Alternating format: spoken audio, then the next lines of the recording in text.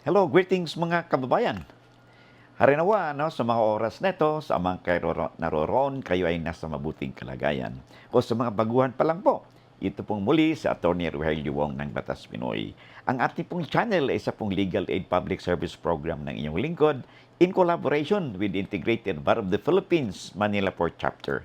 Paalala lang po, ang ating pong natatalakay o tinalakay sa ating mga videos ay huwag po niyong maituring isang legal opinion bagkos consider our discussion for academic and information purposes only.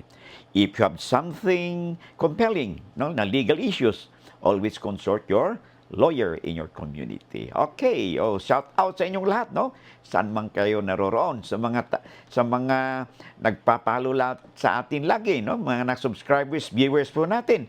Maraming salamat, no? At sa mga nag-view po natin na hindi pa po nag-subscribe, always mag-subscribe na po kayo and click the like and share the notification bell, no? Upang sa ganun, pag mayroon po tayong update, no? Ay kayo ay mabigyan ng prior notice para wala po kayong mamimiss ating mga pinag-usapan. Tulad po ng sinabi natin at ating palaging sinasabi, trivia or mantra, lamang ka na pag may alam ka sa batas. Okay, bago tayo magpatuloy, ang ating pong trivia for today, ang mantra natin or tinatawag nating legal maxim is anong palagi nating napapakinggan niya, no? Sa mga rally kung minsan o sa mga commentators, no? Sa ating mga political o mga economic o political bloggers po natin minsan, no? O nababasa natin na mga sinasabing ang Latin word na salus populi is suprema lex. Latin po ito, no? Kahit na kami noon sa law school, medyo nahirapan kami mag-memorize po nito. But basically, no, ang ibig pong sabihin ng salus populi is suprema lex, ang ibig sabihin niyan, the welfare of the people is the supreme law. Yan po tatandaan natin. Okay? So let us now proceed, no, sa ating topic for today, no? Ito yung pinadala sa atin, no? Itago lang natin sa pangalang LF, no, for privacy, okay? At sabi niya sa atin, no, ay makinig po kayo sa facts, no, kasi napaka-importante po sa amin lawyers, no?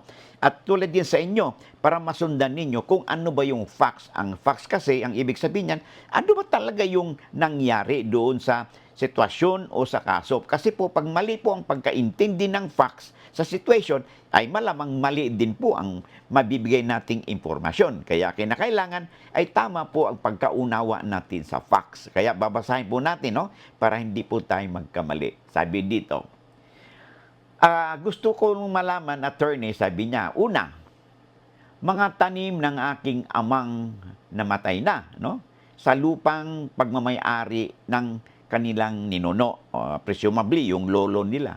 Okay?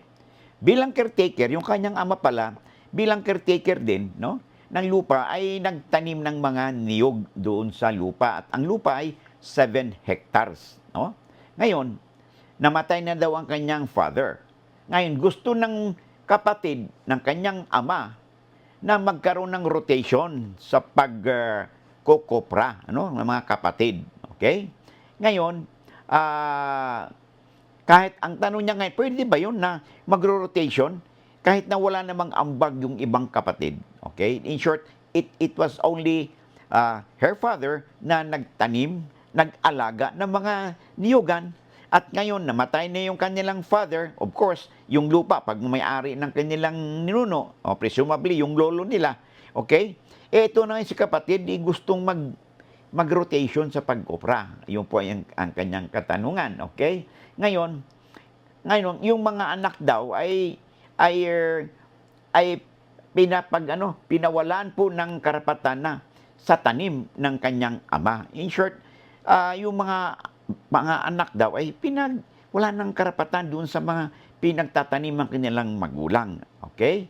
Ngayon, at sabi pa dito, at gusto po na paalisin sa lupang yon ng aking kapatid na pumalit sa pag-asikaso ng tanim ng kanyang papa. Okay? Now, gusto daw lang po niyang malaman kung ano ba talaga ang dapat masunod dahil patay na ang kanilang magulang. Okay, doon muna tayo sa unang tanong ha. Okay.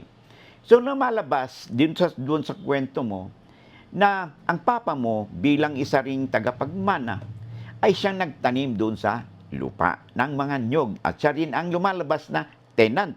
Okay, tenant siya. Okay. Ngayon, namatay ang kanyang papa. Okay, nung namatay ang kanyang papa, of course, yung papa niya at saka ang kapatid, sila yung tagapagmana. Okay? So, mga kapatid. Okay? So, hati-hati dapat yan sa lupa. Okay? Ngayon, ang kanyang tatay ay nagtanim. Okay? Ng mga nyog. So, ito na ngayon, gusto ng kapatid na i-rotation ang pagkukopra. Pwede ba yon? Okay? Ang sagot dito is this. While it is true, no, na ang tatay mo ay nagtanim nung sanyugan, okay? During the time na buhay pa siya. At presumably, inong tininim niya ito, ay maaring buhay pa ang inyong ninuno o maaring wala na. Ngayon, kung wala na ang inyong ninuno, okay, buhay man ang inyong ninuno, okay, ang pagmamay-ari ng lupa during that time ay kung patay na, ay yung mga magkakapatid kasama na yung papa ninyo. At siya yung nagtanim, okay?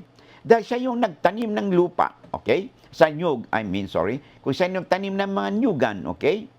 Ang tanong ngayon, sino bang magmamayari ng mga niyugang tinanim? Okay? Now, technically po, ang magmamayari po niyan ay yung may-ari ng 7 hectares. Sino yun? Kung patay na si ininuno nila, sila pa rin ang magmamayari na, ba, kung 5 silang magkapatid, 5 silang magmamayari doon sa lupa na tinaniman ng kanyang papa. Okay? Dahil sila yung may-ari ng lupa, okay? Ay ibig sabihin niyan, ang may-ari niyan, kahit na ang tatay mo, ang papa mo nagtanim, okay? Ay yung mga kapwa mo tagapagmana, ay sila din ang nagmamayari doon sa lupa sa mga nyugan na kahit na hindi sila tinanim. May kasabihan kasi sa atin, no? Sa doktrina po natin ng sa real properties is that the accessories, no, the ownership of the accessories, which is yung building, yung mga improvements, kasama na yung mga niyugan, mga crops, no, follows that of the principal. Ano yung principal? Yun ay yun ang lupa. Okay? Yun po ang principal. Okay? Ngayon, dahil ang tatay mo ang nagtanim, okay, ang karapatan ng tatay mo is magpa-reimburse siya doon sa labor na inispend niya doon sa pagtatanim, no, doon sa kanyang mga kapatid, at sila ay nakinabang doon sa kanyang pagtatanim. Yan ang karapatan ninyo, at kung patay ng tatay ninyo, ay natural, dapat ibigay sa inyo yung kanyang pagod, no, yung cost ng kanyang labor. No. Tandaan natin, ang tatay mo rin ay isa ring tenant, no, base sa kwento mo sa lupa. At ang tenant po ay merong security of tenure. Ngayon, nung namatay ang tatay mo, okay, ang papalit dapat sa kanya ay yung kapatid na panganay ninyo. Which is, yun na nga, na kapatid, ay tinututulan ito ng kanyang mga tiyuni, no? So, hindi po pwede yan. Kasi sa batas natin, kung talagang tenant ang tatay mo, at the same time, co-owner siya, ang papalit sa kanya, dahil patay na siya, yung pinaka matanda ninyong kapatid, okay? In the absence ng inyong ina, na presumably wala na rin, okay? So, yun po ang magiging karapatan po ninyo, okay? So, dahil kayo ang may-ari lahat, sila magkapatid ay may-ari ng lupa, dapat entitled din kayo na mapagpartihan doon sa kopras, okay, sa niyugan. Bawal po yun na basta na lang kayo pagkaitan ng parte ng inyong ng lupa na lahat ay pag-aari ng inyong mga magulang. Ang dapat niyong gawin ay magpa-petition kayo sa korte kung hindi kayo nagkakasundo for judicial partition at settlement of estate kung wala pang pag-settle ng inyong estate. Okay? Sana ay maliwanag ang ating natalakay, no, napaliwanag sa inyo, no? At magkaroon na kayo ng peace of mind, no? At may guide po kayo kung ano ang dapat ninyong gawin. Okay? So hanggang dito na lamang at harinawa, no? Kayo ay nasa mabuting kalagayan at I expect you to see you o in the next video po natin o live streaming po natin. Hanggang dito na lang muna tayo at maraming salamat and keep well.